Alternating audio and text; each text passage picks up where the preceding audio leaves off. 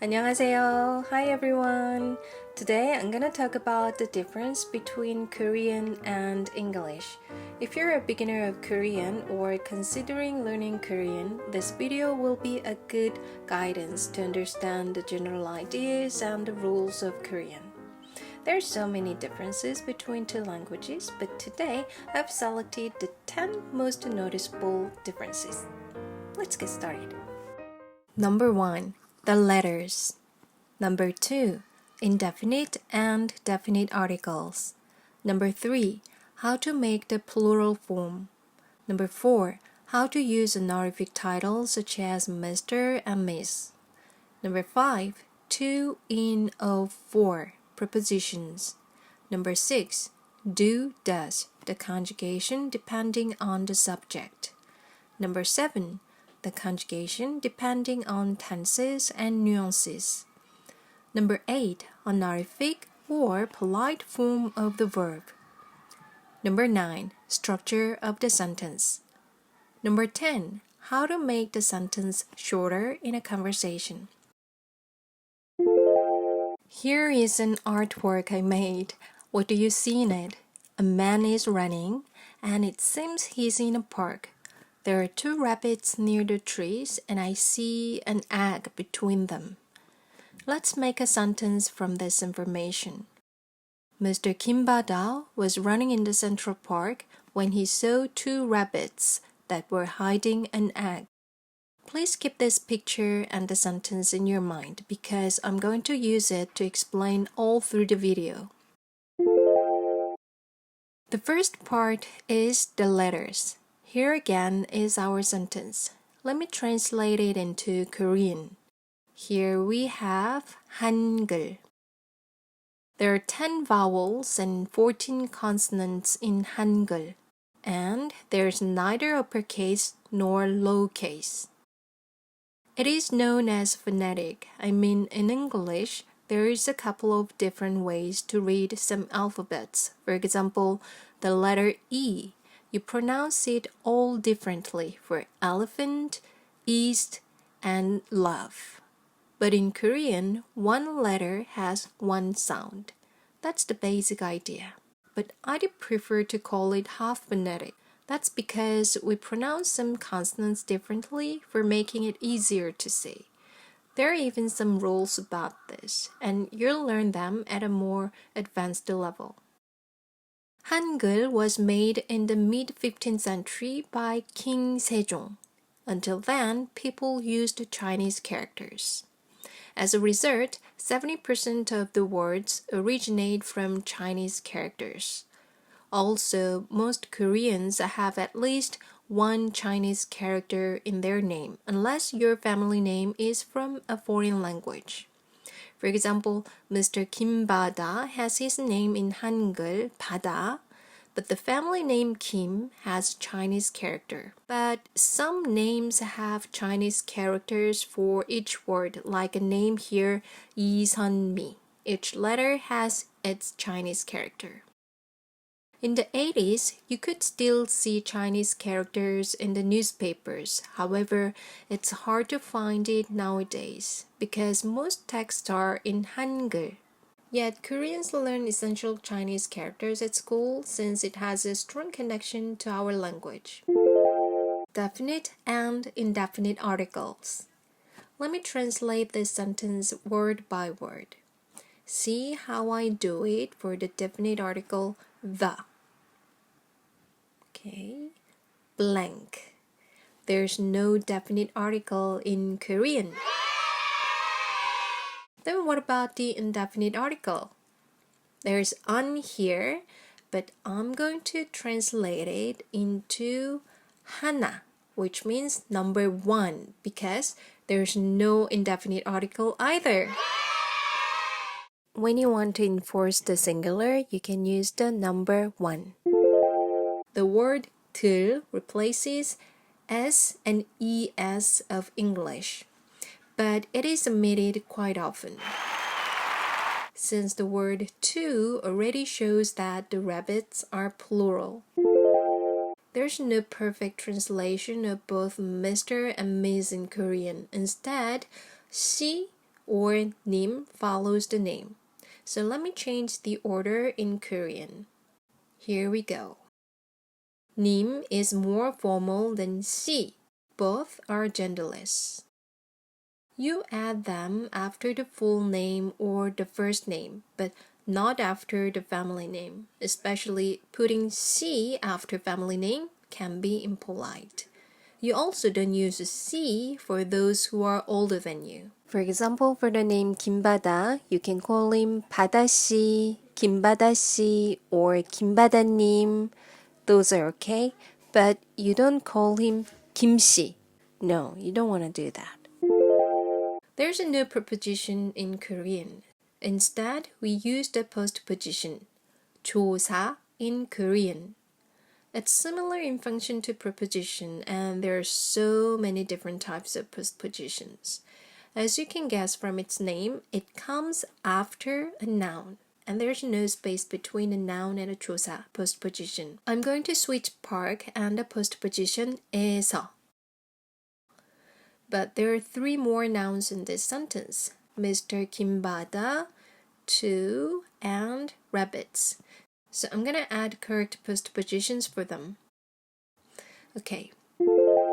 In Korean, we don't change the verb according to the subject.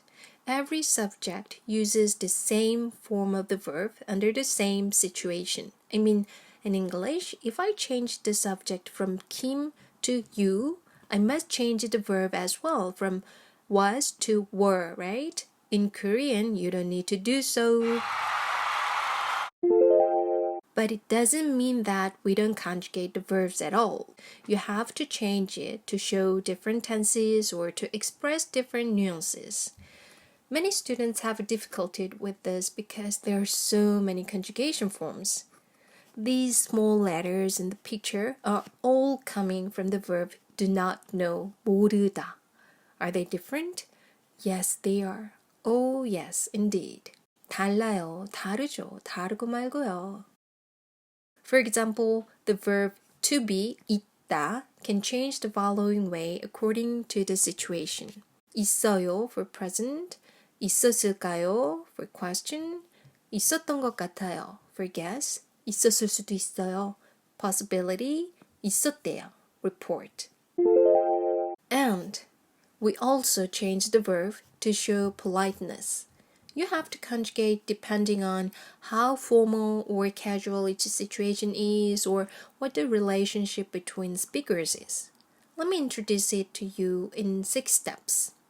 First, when you speak to your friends or your family. Number 2, when you speak to acquaintances, to strangers, or to people who are older than you, but still in a close relationship. For example, your colleagues, teachers, or friends, or family. In this case, you can hear the sound 요 at the end of the sentence. Number 3, public speech or statement. For example, during a meeting or news, you can listen to the sound 다 or 가 at the end of the sentence. Number 4, this is when you talk to people in group number 1, your friends or your family, about someone you want to show respect for. For example, when you talk about your grandma to your mom. In this case, you're gonna hear the sound 셔 at the end of the sentence. And number 5, when you talk to people in group number 2, your colleagues or teachers and blah blah, about someone you want to show respect for. For example, when you talk about your grandmother to your colleagues. In this case, you can hear the sound 세요 at the end of the sentence. Number 6, to show respect for the person you're talking about and for the person you're talking to. For example, when you talk about your grandmother during a speech in front of many people. In that case, you're gonna finish the sentence with 십니다 or 십니까. So let me show you an example with our sentence, Mr. Kimbada was running. Here, we have to change the verb was to be. If it's the case, 바다 and the listener are your friends, you're gonna say 있었어. Number 2, 바다 is your friend and the listener is your teacher. 있었어요. And number 3, 바다 is your friend and you speak in a court. You have to say 있었습니다. And number 4, Mr. Kim, now it's Mr. Kim, is your grandfather and the listener is your mother. And you're going to say 계셨어. Here for the verb 있다, to be, it's a special case. We have to use completely different verb for this level 4, 5, 6. And number 5, Mr. Kim is your grandfather and the listener is your teacher. You're going to say 계셨어요.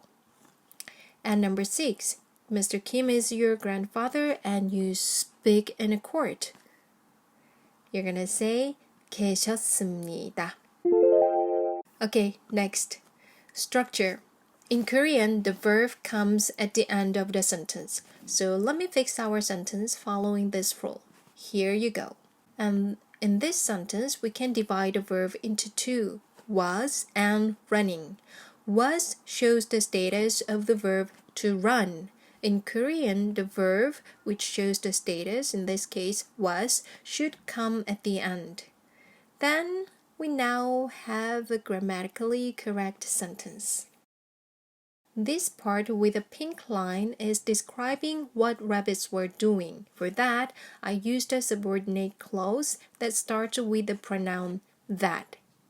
But in Korean, there is no concept of clause nor relative pronoun. We change, again, the verb into the form of the adjective and use this phrase as one long adjective. Also, we put it in front of the noun to which we want to add an explanation. Are you following? How different and complicated Korean is. But you're gonna like the next one. Here is a short conversation. 김나무. Where were you? 김바다. I was in the park. In Korean, I would say 나는 공원에 있었어. Okay, from now, I'm going to delete the elements that I can omit one by one. First, the postposition 는. Then, 나 공원에 있었어. I'm going to delete I too because 나무 knows that I'm talking about myself. 공원에 있었어. I'm going to delete the verb this time for the same reason. 공원에. Well, 바다 seems lazy to speak. I'm going to skip the postposition as well this time. 공원. Look at how short the answer could be.